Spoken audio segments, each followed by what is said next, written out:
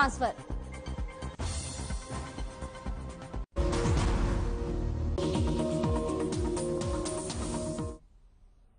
नमस्कार, मैं हूं जागृति। स्वागत है आपका हमारे इस खास कार्यक्रम में। चलिए रुक करते हैं खबरों की ओर। जम्मू कश्मीर के कटरा में वैष्णो देवी भवन में भगदड़ मच गई, जिससे 12 श्रद्धालुओं की मौत हो गई और 13 लोग घायल बताए जा रहे हैं। वहीं घटना पर पीएम मोदी ने दुख जताया और मृतक के परिजनों को 2-2 लाख रुपए और घायलों को 50,000 रुपए देने का ऐलान किया है। वहीं हरियाणा के सीएम मनोहर लाल ने भी घटना पर दुख जताया और ट्वीट कर मृतकों के परिवार के प्रति संवेदनाएं प्रकट की। साथ ही घायलों के जल्द स्वस्थ होने की कामना। बता दें कि मरने वालों की 12 में से 8 लोगों की पहचान हुई है, जिसमें एक की ममता पत्नी सुरेंद्र निवासी झज्जर के रूप में पहचान हुई है।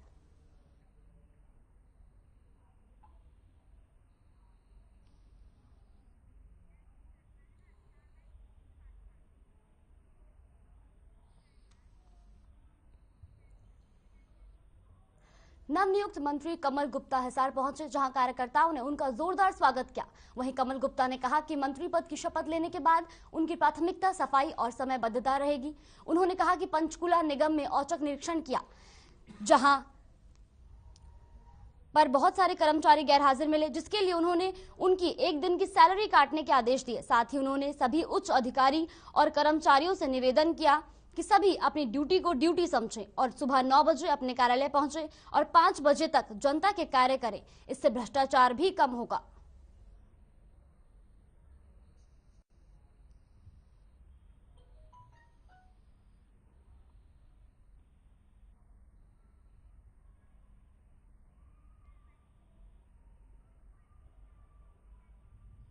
नए साल के मौके पर सोनीपत के मूर्थल स्थित ढाबों की रौनक देखने लायक होती थी, लेकिन इस साल कोरोना और ओमिक्रॉन के खतरे को देखते हुए प्रदेश सरकार ने नाइट कर्फ्यू लगा रखा है और जिला प्रशासन ने सभी ढाबों पर नए साल के जश्न के कार्यक्रम पर रोक लगाई हुई थी। इसके बावजूद भी कुछ होटल और ढाबा संचालक अपनी मनमानी करते हुए नजर आए।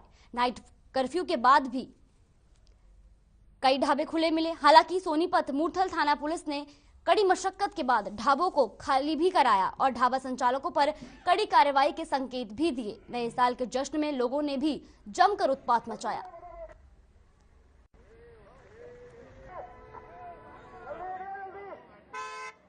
देखिए, हम स्पीकर में भी बोला जा रहा है, मास्क के चलान भी किए जा रहे हैं, मोटर व्हीकल एक्ट के भी चलान किए जा रहे हैं, सभी से रिक्वेस्ट भी की जा रही है और सख्ती से भी पेश आया जा रहा है। तो हर तरीके से हम ढाबों को खाली करवा रहे हैं। विद इन 15 और 20 मिनट्स सभी ढाबे खाली हो जाएंगे। क्या पता नहीं था कि तो 11 बजे खाली करने हैं ढाबे? क्राउड ज़्यादा मिल रहा है 11 बजे के बाद भी। लगभग हमने 10-15 मिनट में सारे खाली करवाने ही हैं और इनको पता था, लेकिन फिर भी कई आदमी वो होते हैं, उनके साथ हम सख्ती से पेश आ रहे हैं। उनका चलान भी किया जा रहा है, मास्क के चलान किए जा रहे हैं। आज रात की 8 बजे की ड्यूटी के बाद से लगभग 10-12 MLC जो कटी हैं, मेडिकल लीगल केस जो हुए हैं, ज़्यादातर लड़ाई झगड़े और एक्सीडेंट, सब में अल्कोहल तो सभी ने पिया हुआ है। लगता है कि सर जिस तरह नया साल का जश्न मनाने की उसमें ड्रिंक की होगी लोगों ने आज। जी हाँ, बिल्कुल। जितने भी केसेस हैं, यहाँ तक कि कुछ पुलिस भी लोगों को अपने साथ जो लेके आई है उनका भी अल्कोहल टेस्ट हुआ है। उन्हें अल्कोहल टेस्ट के बाद गिरफ्तार किया गया है। सामूहिक पार्टी करना, शराब पीना, ये तो चल ही रहा है। साथ में जो भी लड़ाइयाँ हुई हैं या झगड़े हैं, 90% जो आज हमने अभी 12 बजे तक 1 बजे तक जो मेडिकल काटे हैं वो सारे शराब पी हुई है, हमने वो उसमें डाला भी है। और दुआ करते हैं कि अब रात में कम ही केस आए। कुछ जानलेवा केस 1-2 रेफर भी किए हैं रोहतक के लिए, जिनमें एक्सीडेंट के बाद सर में गंभीर चोटें आने की वजह से वो रेफर किए गए हैं, और उनमें भी अल्कोहल की जांच में पाया गया था कि अल्कोहल पिया हुआ है। ओमिक्रॉन के बढ़ते खतरे को देखते हुए आज से कोविड की नई गाइडलाइन लागू हो गई है। जींद बस अड्डे को पहले पूरा सैनिटाइज करवाया गया और 8 कर्मचारियों की ड्यूटी लगाई, जो मेन गेट से होकर आने वाले यात्रियों का वैक्सीनेशन सर्टिफिकेट देख रहे हैं। जिन यात्रियों के पास वैक्सीनेशन सर्टिफिकेट नहीं होगा उन्हीं यात्रियों को बस अड्डे में एंट्री दी जाएगी। स्वास्थ्य विभाग की तरफ से कैंप भी लगाया गया है। जिन लोगों ने कोविड की वैक्सीन नहीं लगवाई वो कैंप में वैक्सीन लगवा सकते हैं। साथ ही यात्रियों से भी लगातार अपील की जा रही है कि कोविड की वैक्सीन जल्द से जल्द लगवाएं।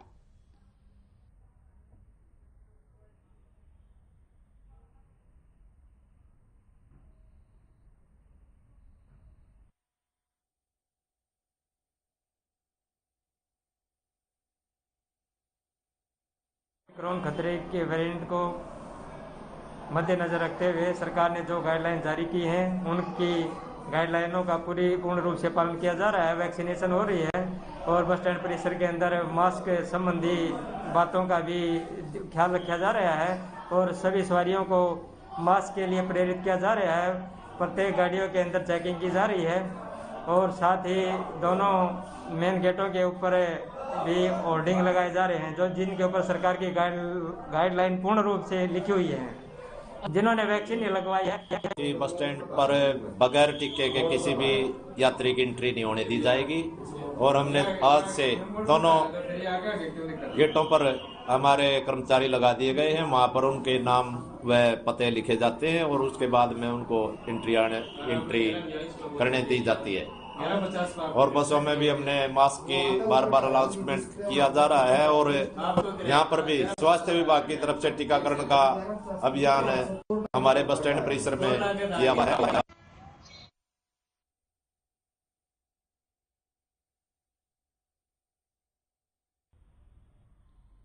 दिल्ली से सटे साइबर सिटी गुरुग्राम में जहां एक तरफ एमजी रोड पर 11 बजते ही सन्नाटा छा गया था, वहीं दूसरी तरफ गुरुग्राम के सेक्टर 29 में 11 बजने के बाद भी लोग पुलिस के सामने ही मस्ती करते नजर आए और कई लोग तो नशे में धुत नजर आए। लोगों का यह भी याद नहीं रहा कि कोरोना की तीसरी लहर आ चुकी है।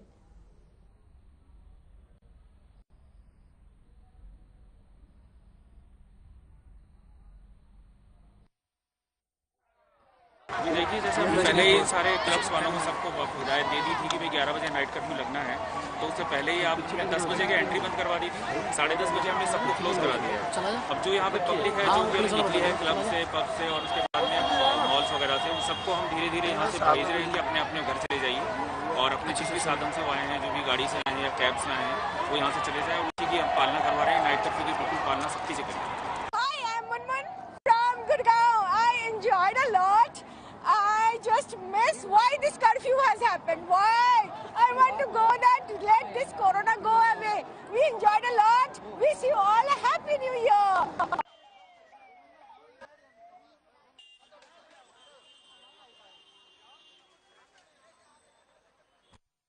हरियाणा कैबिनेट में मंत्री मूलचंद शर्मा ने फरीदाबाद के सेक्टर 3 में दाना पानी पार्क का उद्घाटन किया। इस मौके पर मूलचंद शर्मा ने विरोधियों पर जमकर निशाना साधे। शर्मा ने कहा कि सारी जिंदगी लोगों को लूटने वाले विधायकों और अधिकारियों को कोई अपने पास बैठाना तो दूर, उन्हें कोई चाय के लिए भी नहीं पूछता। उन्होंने साफ किया कि अपने कार्यालय में वह 1 इंच जमीन पर भी किसी का अवैध कब्जा नहीं होने देंगे। बेशक ऐसे लोग उनसे लाख बार नाराज हो जाएं, लेकिन उन्हें परवाह नहीं है।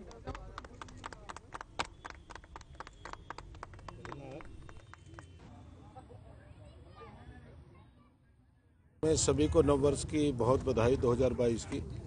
और दाना पानी जो एक सोच है कि दाना पानी पार्क आम जो पक्षी हैं अपना दाना पानी चुग सकें और शहर के सभी लोग शहर में से जो भी दाना डालना चाहें यहाँ पे डालें और बेसहारा पक्षियों को जो दाना नहीं मिल पाता वो पक्षी यहाँ से दाना लेके जाएंगे। पर्यावरण को भी ठीक रखते हैं और आदमी के साथ साथ पक्षी भी उतना ही जरूरी जितना मानव जीवन है।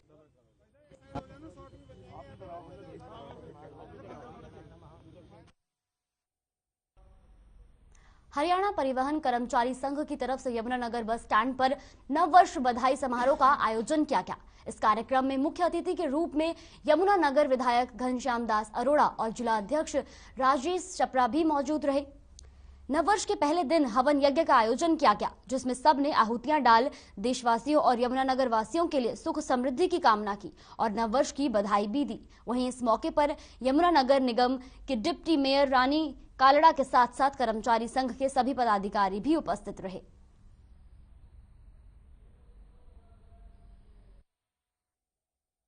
स्वाहा गणपतये नमः। ओम दुर्गायै स्वाहा। रं दुर्गायै नमः। ओम ब्राह्मणे स्वाहा। रं ब्राह्मणे। 2022 का प्रथम दिन है, नए वर्ष की शुरुआत है। मैं सभी प्रदेशवासियों के लिए, देशवासियों के लिए नए वर्ष की शुभकामनाएं देता हूं। परमपिता परमात्मा से प्रार्थना करता हूं कि नया वर्ष सबके लिए सुख लाए, समृद्धि लाए, उन्नति लाए, तरक्की लाए और सबका विकास हो, सबका भला हो और निश्चित रूप से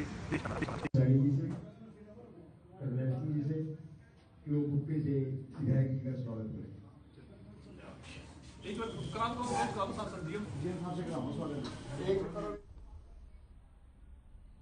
रेवाड़ी में आंगनवाड़ी कार्यकर्ताओं का धरना 25वें दिन भी जारी है। धरना दे रही आंगनवाड़ी वर्करों ने कहा कि वह अपनी लंबित मांगों को लेकर पिछले 25 दिनों से धरना दे रही हैं, लेकिन उनकी फरियाद को कोई नहीं सुन रहा है।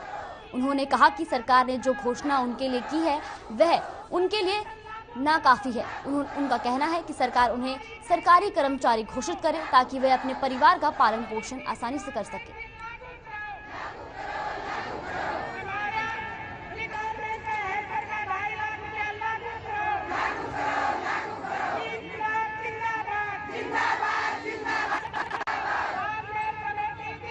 आंगनवाड़ी वर्कर मैं अपने सीएम साहब से पूछना चाहती हूँ कि वे हमें किस विभाग में रखना चाहते हैं। वे हम हरियाणा के हैं भी या नहीं, वे हमारे साथ इतना दोगला व्यवहार करते हैं। हमें किस में रखेंगे? हमें सरकारी बनाएं, अर्ध सरकारी बनाएं, कुशल बनाएं, अकुशल बनाएं, या फिर हमें प्राइवेट सेक्टर में रखें, या हमें मजदूर बनाएं। कुछ तो बनाएं हमें, या फिर हमें मजदूर बनाकर छोड़ दिया उन्होंने कि ना हम इधर जा सकते हैं ना हम उधर जा सकते हैं।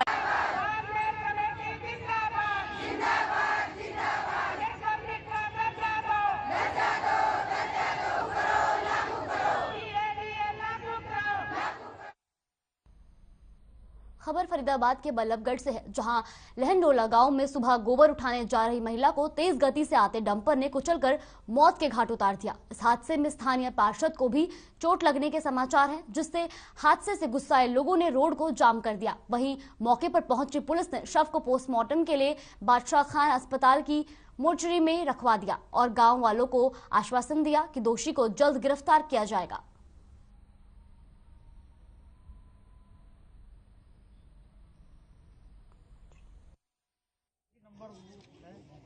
कि महिला अपने घर से जो है गोबर उठाने के लिए आई थी और बहुत तेज़ रफ्तार के अंदर जो डंपर था तो उसने इसको कुचल दिया, और साथ में एक और घायल हुए जो यहाँ मौजूदा यहाँ के जो पार्षद हैं, तो वो भी इसके अंदर जो है घटनाग्रस्त हुए हैं और वो फर्स्ट एड के लिए जो है हॉस्पिटल गए हुए हैं। तो उसी के लिए वहाँ पे भी टीम भेजी गई है कि उनसे कोई क्लू मिल पाए। बाकी हमने यहाँ पे फुटेज वगैरह है जहाँ से रास्ते से भी है, हमें जो है कुछ डंपरों की फ़ोटो मिली है तो उन्हीं को वेरीफाई किया जा रहा है।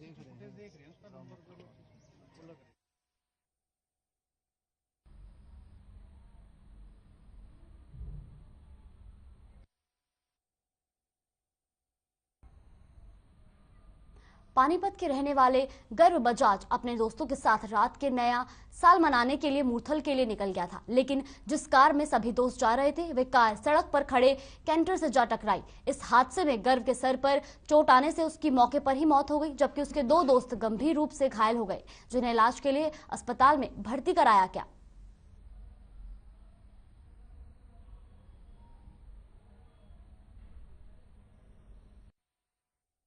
सर, रात को 11:30 बजे के करीब सूचना प्राप्त हुई थी भी एक लड़का एक्सीडेंट में लगी चोटों के कारण मृत्यु हो गया।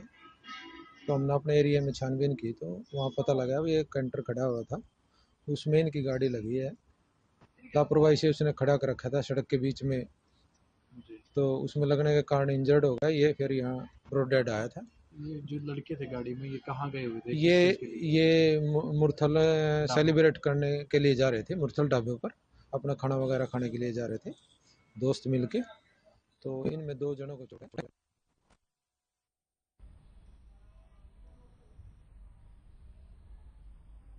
वक्त हो चला एक छोटे से ब्रेक का। ब्रेक के बाद फिर लौटेंगे खबरों के साथ।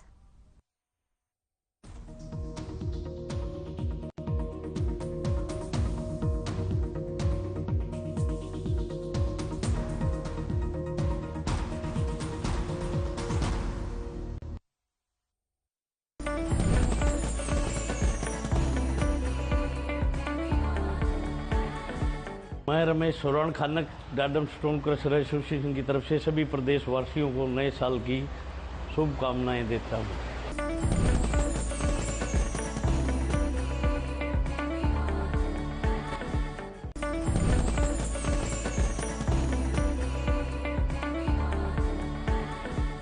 मैं शीशराम मैथ्यू, जिला कोऑर्डिनेटर, जिला कांग्रेस भिवानी, मेरी तरफ से व समस्त कांग्रेस परिवार की तरफ से सभी देशवासियों व सभी प्रदेशवासियों को नव वर्ष 2022 की हार्दिक शुभकामनाएं देता हूं।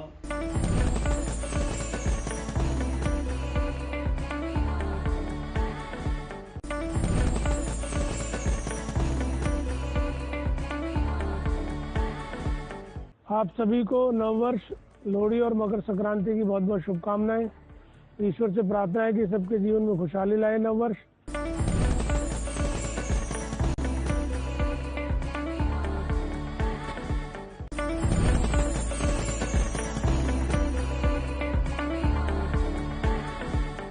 तुम अपने जुलान विधानसभा पूरे प्रदेश को, भारत को हाथ जोड़कर नव सौ की शुभकामनाएं देता हूँ।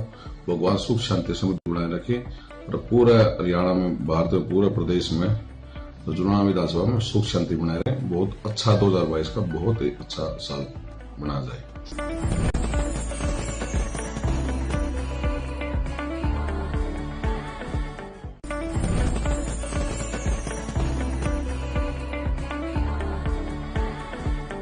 मैं अपनी तरफ से व अग्रवाल विकास ट्रस्ट अग्रवाल धाम का राष्ट्रीय अध्यक्ष होने के नाते उसकी तरफ से व व्यापार मंडल का मुख्य राष्ट्रीय महासचिव व हरियाणा प्रदेश व्यापार मंडल प्रांतीय अध्यक्ष होने के नाते मैं पूरे देश और प्रदेश वासियों को बहुत बहुत नव वर्ष की शुभकामनाएं और बधाई देता हूं।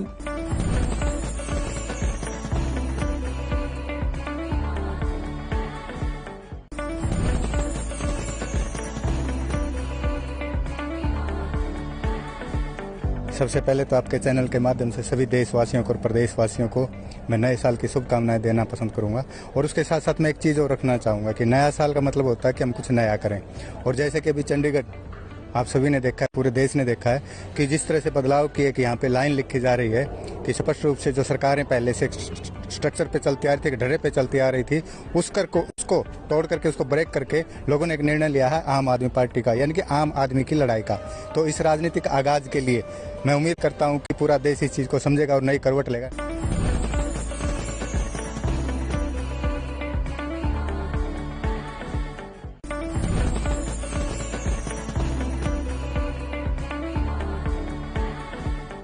मैं किसान दरवेश भारत परमपिता परमेश्वर से प्रार्थना करता हूं कि नूतन वर्ष 2022 आपके जीवन को खुशियों से भर दे, समृद्धि आपके द्वार तक पहुंचे।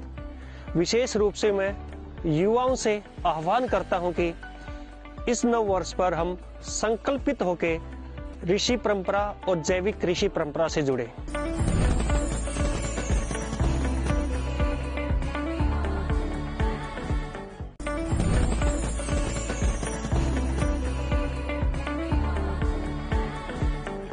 नमस्कार, मैं गायत्री देवी, प्रदेश उपाध्यक्ष भाजपा युवा मोर्चा हरियाणा, हल्का हांसी।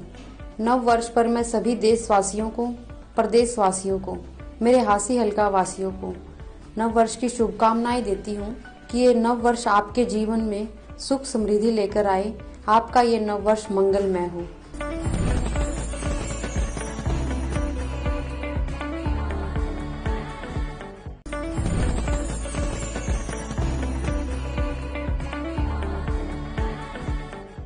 धर्मार्थ सभा अरविंद सेठ सिंह एवं डांडा गोत्र खाप की तरफ से समस्त देश व प्रदेशवासियों को आने वाले नव वर्ष 2022 की हार्दिक शुभकामनाएं। नव वर्ष हम सब के लिए मंगलमय हो। जय।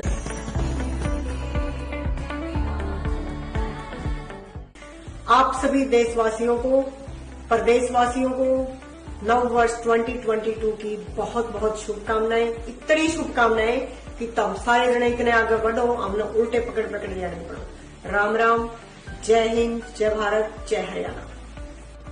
साथ ही हर खबर चैनल के सभी दर्शकों को और हर खबर चैनल की सारी मीडिया टीम को नव वर्ष की बहुत बहुत शुभकामनाएं।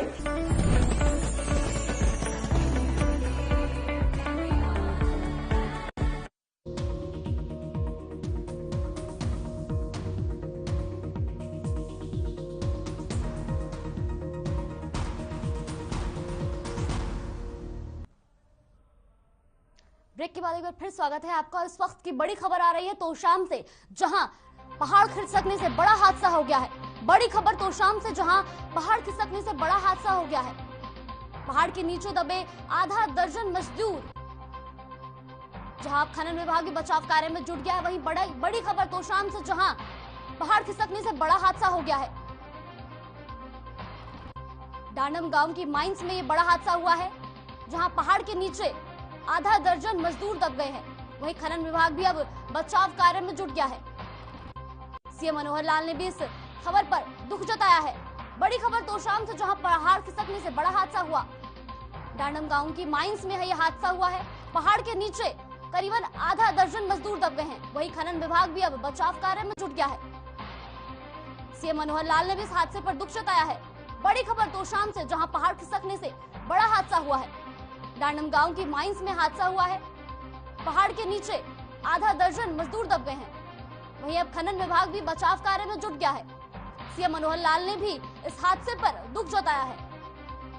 बड़ी खबर तोशाम से, जहां पहाड़ खिसकने से हुआ हादसा। डांडम गांव की माइंस में हुआ हादसा। पहाड़ के नीचे दबे आधा दर्जन मजदूर। वहीं खनन विभाग भी अब बचाव कार्य में जुट गया है। सीएम मनोहर लाल ने हादसे पर दुख जताया है। बड़ी खबर आ रही है तोशाम से, जहां पहाड़ खिसकने से बड़ा हादसा हुआ है। आप देख सकते हैं टीवी स्क्रीन पर, पहाड़ के नीचे आधा दर्जन मजदूर दबे हैं। वहीं बड़ी खबर तोशाम से, जहां पहाड़ खिसकने से बड़ा हादसा हुआ है। वहीं हादसे पर सीएम मनोहर लाल खट्टर ने भी दुख जताया है। पहाड़ के नीचे दबे आधा दर्जन मजदूर।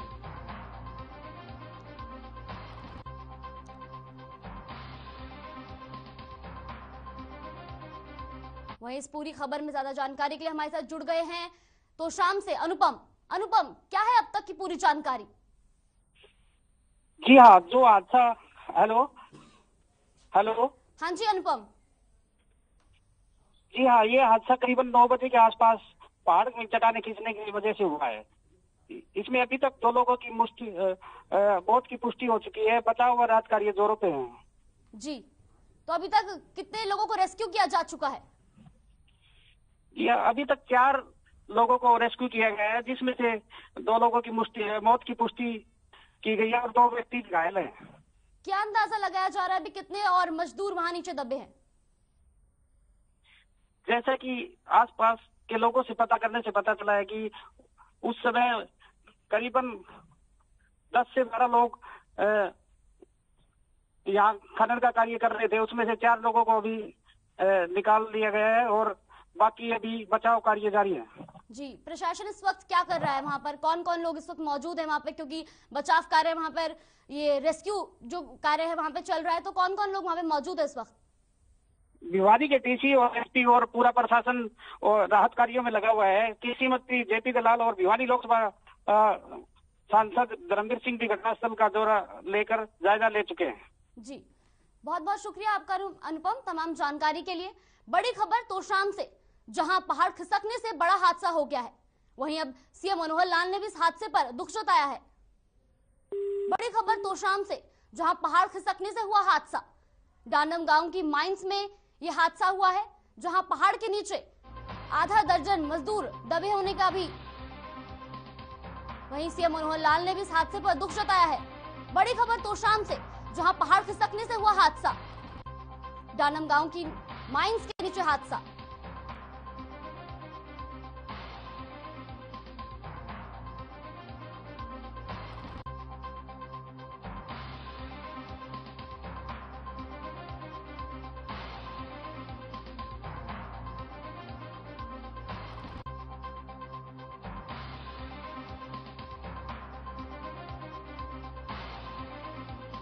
जताया। बड़ी खबर तोशाम से, जहां पहाड़ खिसकने से हुआ हादसा। डांडम गांव की माइंस में यह हादसा हुआ है। वहीं पहाड़ के नीचे आधा दर्जन मजदूर दबे हैं। खनन विभाग भी अब बचाव कार्य में जुट चुका है। वहीं इस पूरे हादसे पर सीएम मनोहर लाल ने दुख जताया है। बड़ी खबर तोशाम से, जहां पहाड़ खिसकने से हुआ हादसा। डांडम गांव की माइंस में यह हादसा हुआ है। पहाड़ के नीचे दबे आधा दर्जन मजदूर। वहीं अब खनन विभाग बचाव कार्य में जुटा है।